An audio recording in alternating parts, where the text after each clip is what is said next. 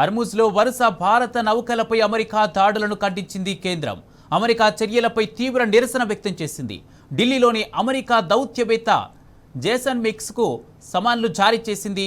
పశ్చిమాసియాలో వాణిజ్య నౌకలు, పౌర మౌలిక సదుపాయాలపై దాడులను ఆపాలని డిమాండ్ చేసింది విదేశాంగ శాఖ.